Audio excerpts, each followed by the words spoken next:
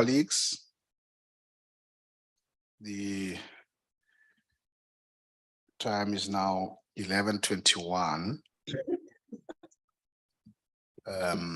Let me firstly, as I welcome the public protector and her legal team led by Advocate Mpofu, our evidence leaders, Advocates Bauer and Mayosi, members of the media,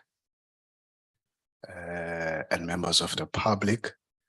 Let me start firstly by apologizing for the inconvenience we would have placed on you when we asked that we needed to have an in-committee meeting to attend to a matter that we will fully brief all of you on. So our apologies for that inconvenience, and it has taken longer than I thought we would.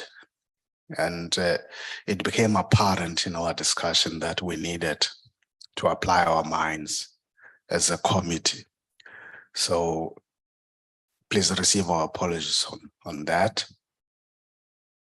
We're back now, and I will, as a chair, try my level best to place you in that meeting in a way that will make you not lose anything in that in-committee meeting. So that you, because we are a transparent National Assembly. Yes, we work according to the rules and what the Constitution dictates to us.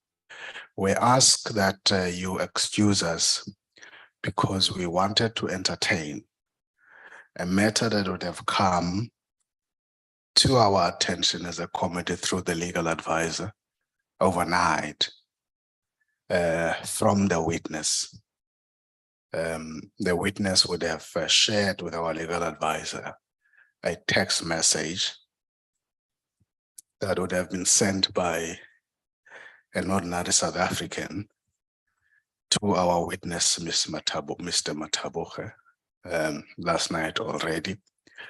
And we are going to take you through even that step and walk with you what that text says, and walk with you what then happens thereafter. And in our discussion, and I will end by sharing with you what we have decided on as a cause going forward. And I hope I will do proper justice in that regard. Maybe before I get into much more detail, I will ask that Ms. Ibrahim firstly flights this message, and so that when we place to you what our discussion was, it is on the basis of you also having interacted with the message, and so that because you also have to see whether we worked in a manner that we should. So the first point, therefore, I'm going to ask Ms. Ibrahim to flight the message. We're doing this because we're in a transparent space. This is what would have been shared in the in-committee meeting, and the committee took a decision immediately that the first thing that must be done is to name the person, is to share the message for all to see and know. And hence I will start there. Thank you, Chair. That is the message that is displayed. It's as it comes directly from Mr. Rodney Mataboge to myself.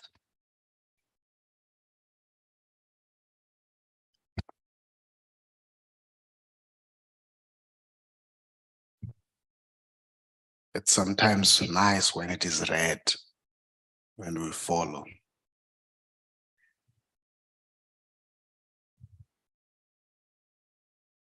You want to read?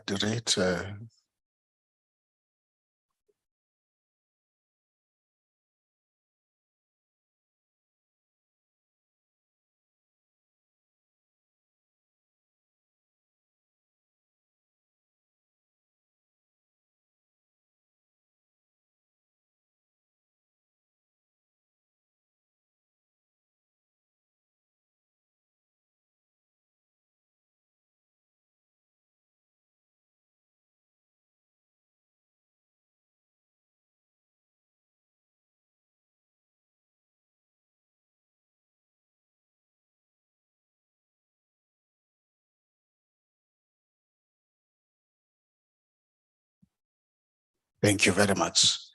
I take it that we've all read the message. So colleagues and to everybody else. So this is what we asked, we wanted to discuss, because we felt that the work of this committee was being impeded by the sending of such a message to a witness that is here in this committee yesterday. We allowed the committee to discuss this after Ms. Ibrahim presented. And I will summarize, I wouldn't raise things in verbatim about the discussion of the committee. That firstly, the committee was of the very firm view that you are aware that Mr. Mataboge made remarks for about 5 minutes yesterday, and the chair would have allowed that. One of the things he would have raised was in relation to the protection of witnesses. Our response was that we endeavor to ensure that witnesses are protected to the best of our abilities. So we have the firm view that it can be allowed and just allowed to proceed where a witness who's here gets a text message from whoever to a point where our work would be impeded. Within the committee was also of the firm view that everybody needs to know who this person is, as the person himself in that text mentioned who he is.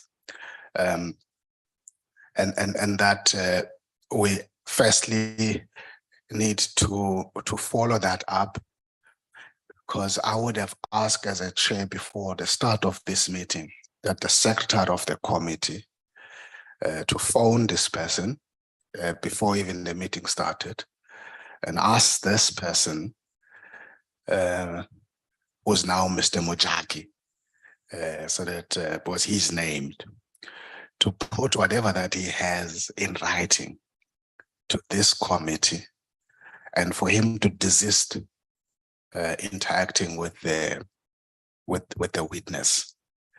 The decision of the committee was that also that must be formalized in writing as of today, so that we attend to that matter. So I leave that first part. We then, as a committee, discuss the dilemma that the witness was sitting on, and at some point we would have called in the witness to hear him out alone. And in summary, the committee was of the view that we have to stay firstly in protecting our witnesses. We've got to keep that. We have to be consistent in ensuring that this process is fair and rational, and that we must also firstly attend to the nature of this message, whether this message constitutes a threat, intimidation, or what does this message necessarily do? And members would have indicated that it up to so far, with the few months that we have started, a number of witnesses would have endured this kind of risk. We made examples of written submissions that came to this committee through the secretary, either whilst a witness was on the stand or after, where people were writing to us to say, this witness has mentioned my name, or this witness is not saying the correct things, and so on. So we shared those kind of examples. And I think the committee was therefore of the firm view that we needed to hear from Mr. Mataboge whether this, in his own view, constitute a threat in terms of this message, and that we needed to put to him that reading this message, if we're to invoke Rule 184 of the National Assembly rules, that the bar would be much higher for us to close the meeting and have his testimony in camera, that it doesn't meet that criteria for us to go that route if we're to, under extreme circumstances, forgo having a transparent testimony. And to about 3 or 4 options the committee explored, that one, should we just continue having an in-committee meeting with him, or should we also go ahead in the manner that we have started yesterday, or should we invoke Rule 6 in areas where it asks the speaker to assist in a particular matter. But also what was placed in the committee discussion was that it looks like, especially also after Mr. Mataboge was asked, that the message, the text that you see, has nothing to do with the testimony that was started yesterday. It is a text that relates to previous work. And that was also confirmed by Mr. Mataboge, even though he thought that it is so, but it is unfair. And therefore, it looks to us that there's an inherent risk in the job that they're doing as investigators in the PPSA. And one of the decisions that we took was that immediately the PPSA is going to be interacted with to do what it must do to protect Mr. Mataboge, because as we speak, he's in the office, because it looks like these issues relate to other matters other than the one that we're dealing with. After we listened to Mr. Mataboge, who indicated that he was going to seeking legal advice, and that legal advice is in relation to him being subpoenaed by the committee, and because what he was offering, that he intends not to proceed under the circumstances with his testimony. Specifically asked whether he's ready to proceed today, indicated that he's not.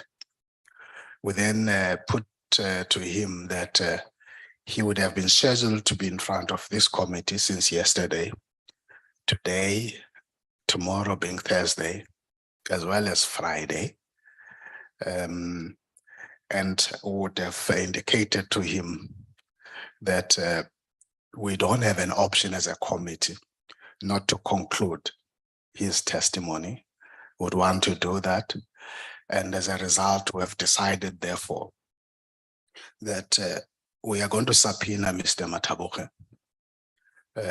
For all practical reasons, we're not able to do that for today, but he's going to be subpoenaed to appear to this committee tomorrow, as well as on Friday. Those 2 days being days that were scheduled with him, where he's available, that were scheduled with this committee, and the committee is working according to that. So finally, that's what we agreed to. That's what we want to place in front of you. Ms. Ibrahim, if there's anything that you want to add in terms of some of the few steps that we have taken, you can indicate so.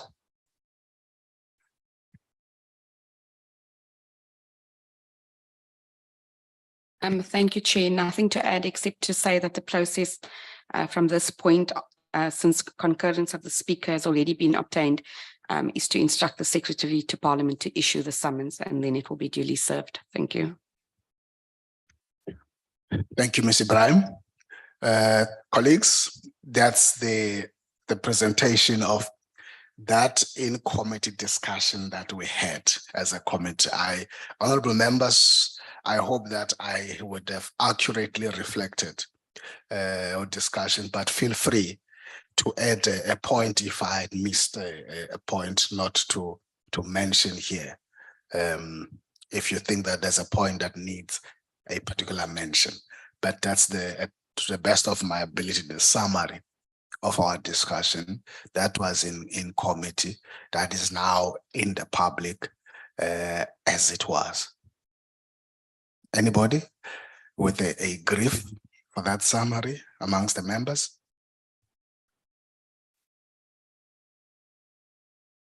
Silence is indicating that you have not summarized it in a bad way.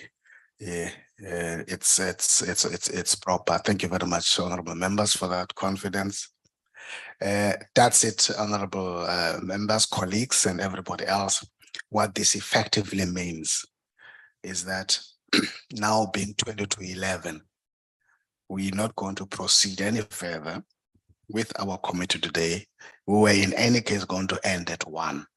And so we're losing what we're losing the whole morning in terms of the issues of testimony, because I would have wanted Advocate Bauer to have started at 9 and finish at 1. So now that messes up my program. I will deal with that tomorrow in that way. So thank you very much. If there's no clarity or question, that's why we're going to end it. The meeting is adjourned. Thank you.